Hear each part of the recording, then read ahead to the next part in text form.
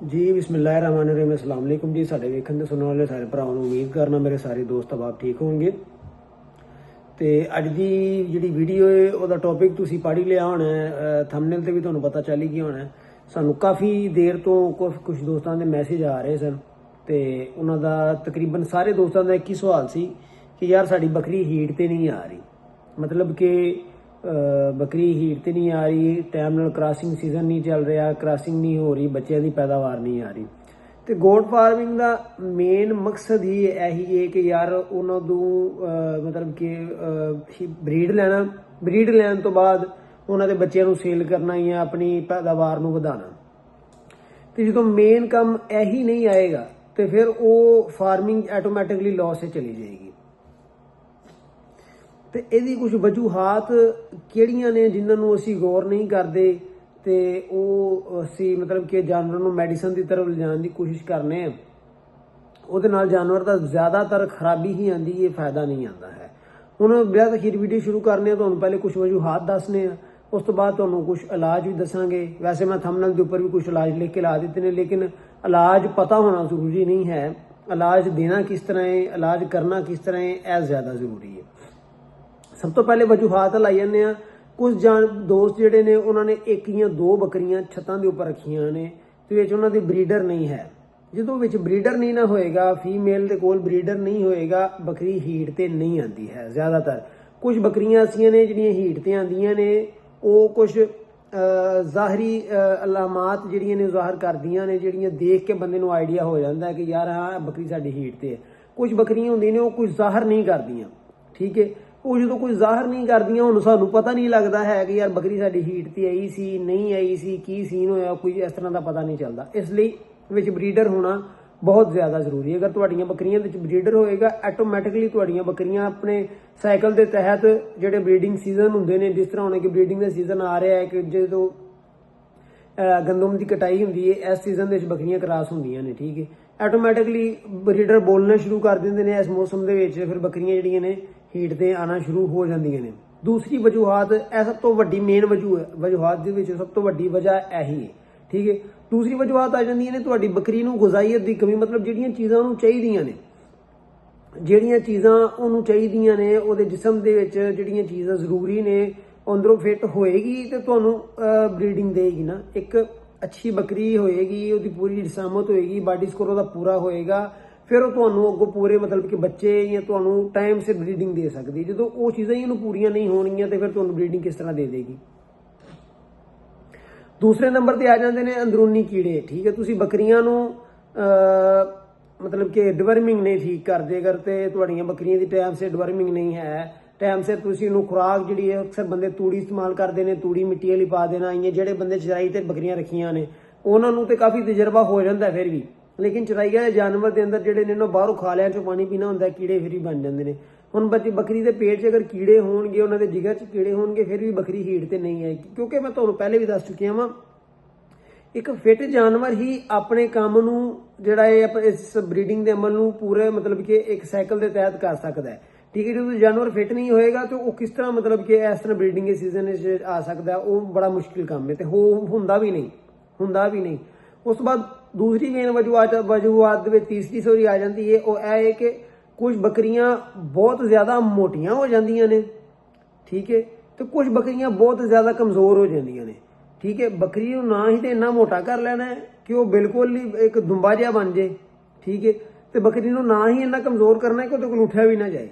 एक एवरेज जिहड़ी body score उसका होना चाहिए वो होए तो तुसीं उहदे दरम्यान ब्रीडिंग करवा सकते हो। ना ज़्यादा मोटी बकरी करनी है, ना ज़्यादा माड़ी करनी है, ठीक हो गया।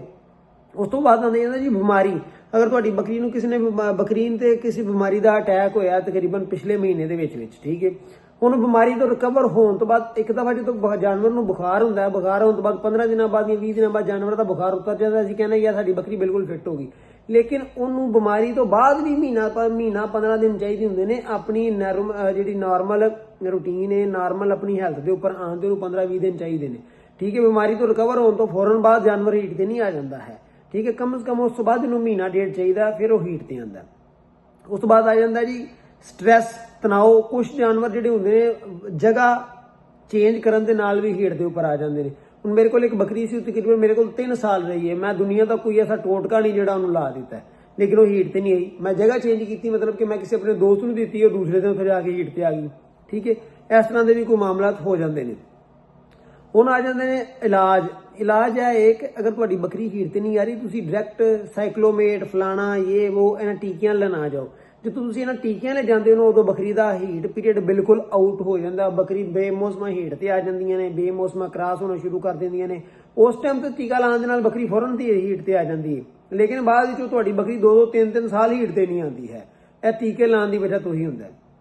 ਤੁਸੀਂ ਦੇਸੀ ਚੀਜ਼ਾਂ ਲੈ ਜਾਓ, ਠੀਕ ਹੈ, ਗੁੜ ਦੀ ਅੱਧੀ ਕਪੇਸੀ ਲੈ ਲਓ, ਅਜਵਾਇਣ ਲੈ ਲਓ, ਇਹਦਾ ਕਾੜਾ ਬਣਾ ਕੇ ਬੱਕਰੀ ਨੂੰ ਹਫ਼ਤੇ 'ਚ 1 ਦਫਾ ਦੇ ਲਵੋ। ਅਗਰ ਇਹ ਹੁਣ ਸਾਰੀਆਂ ਚੀਜ਼ਾਂ ਇੱਕ ਵਾਰੀ ਨਹੀਂ ਦੇਣੀਆਂ, ਠੀਕ ਹੈ, ਸਾਰੀਆਂ ਚੀਜ਼ਾਂ ਤਾਂ ਇੱਕ ਵਾਰੀ ਨਹੀਂ ਦੇਣੀਆਂ, ਹਫ਼ਤੇ ਡੇਢ ਹਫ਼ਤੇ 2-2 ਹਫ਼ਤੇ ਦੇ ਗੈਪ ਤੇ ਦੇਣੀਆਂ ਨੇ। ਠੀਕ ਹੈ, ਇਹ ਤੁਸੀਂ ਕਾੜਾ ਬਣਾ ਕੇ ਦੇ ਲਓ ਬੱਕਰੀ ਨੂੰ। ਜਿਹੜਾ ਤੁਸੀਂ ਵੰਡ ਪਾਉਂਦੇ ਉਹਦੇ 'ਚ ਮੇਥੀ ਦਾਣਾ ਪਾ ਲਓ, ਕਾਲਾ ਜ਼ੀਰਾ ਪਾ ਲਓ ਸਾਬਤ, ਉਹਨੂੰ ਥੋੜਾ ਜਿਹਾ ਵੰਡ ਦੇ ਵਿੱਚ 1 ਮੁੱਠ ਮੇਥੀ ਦਾਣੇ ਦੀ ਪਾ ਲਓ, ਥੋੜਾ ਜਿਹਾ ਜ਼ੀਰਾ ਪਾ ਲਓ 2 ਚਮਚ, ਉਸੇ ਵੰਡ ਦੇ ਵਿੱਚ ਮਿਕਸ ਕਰਕੇ ਬੱਕਰੀ ਨੂੰ ਤੁਸੀਂ ਦੇ ਸਕਦੇ ਹੋ।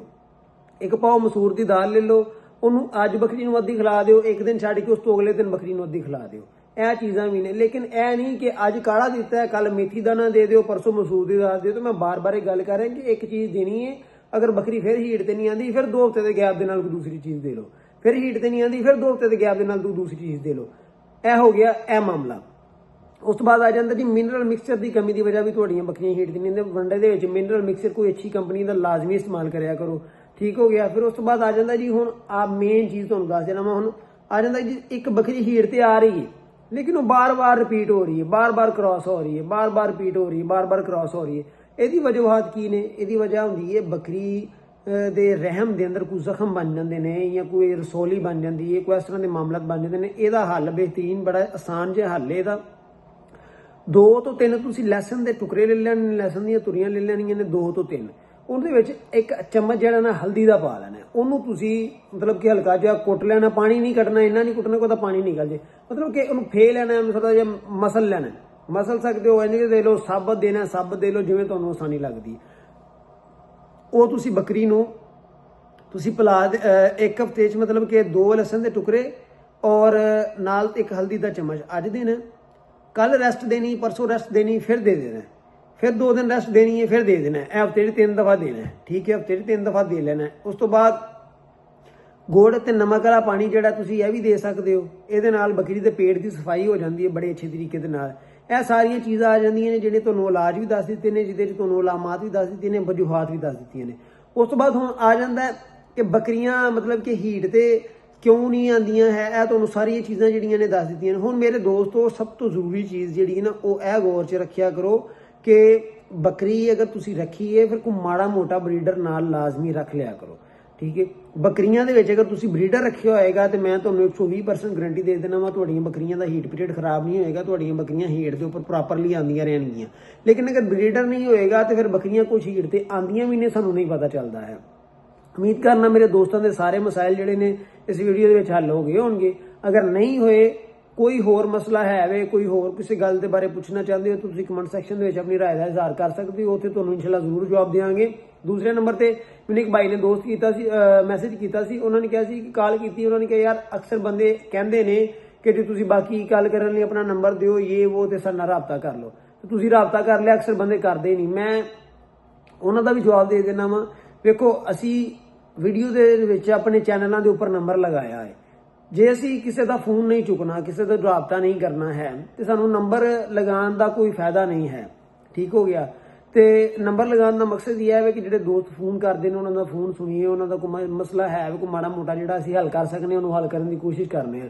ਲੇਕਿਨ ਕੁਝ ਦੋਸਤ ਜਿਹੜੇ ਨੇ ਐਵੇਂ ਬੇਤੁਕੀਆਂ ਗੱਲਾਂ ਨਾ ਕਰਿਆ ਕਰੋ। ਟਾਈਮ ਹੁੰਦਾ ਹੈ ਇੱਕ ਸਾਡਾ ਵਾ, ਆਪਣੀ ਇਸ ਤੋਂ ਇਲਾਵਾ ਜ਼ਿੰਦਗੀ ਦੇ ਮਾਮਲਾਤ ਨੇ, ਉਹਨਾਂ ਤੋਂ ਹਟ ਕੇ ਵੀ ਤੁਹਾਨੂੰ ਮੈਂ ਕਿਹਾ ਕਿ ਸ਼ਾਮ ਨੂੰ 7 ਤੋਂ 8 ਵਜੇ ਤੋਂ ਬਾਅਦ, ਸ਼ਾਮ ਨੂੰ 7-8 ਵਜੇ ਤੋਂ ਬਾਅਦ ਜਿਹੜੇ ਟਾਈਮ ਮਰਜ਼ੀ ਕਾਲ ਕਰ ਲਓ। ਕੋਸ਼ਿਸ਼ ਇਹੀ ਕਰੋ ਕਿ ਕਾਲ ਕਰ ਲਓ ਜਾਂ ਵਾਇਸ ਮੈਸੇਜ ਕਰ ਦਿਓ।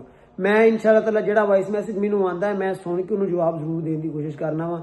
ਇਜਾਜ਼ਤ ਦਿਓ ਆਪਣੇ ਵੀਰ ਨੂੰ। ਇਨਸ਼ਾਅੱਲਾ ਤਾਲਾ ਦੁਬਾਰਾ ਇੱਕ ਹੋਰ ਵੀਡੀਓ ਲੈ ਕੇ ਤੁਹਾਡੀ ਖਿਦਮਤ ਵਿੱਚ ਹਾਜ਼ਰ ਹੋਵਾਂਗੇ। ਅੱਲਾਹ ਹਾਫਿਜ਼।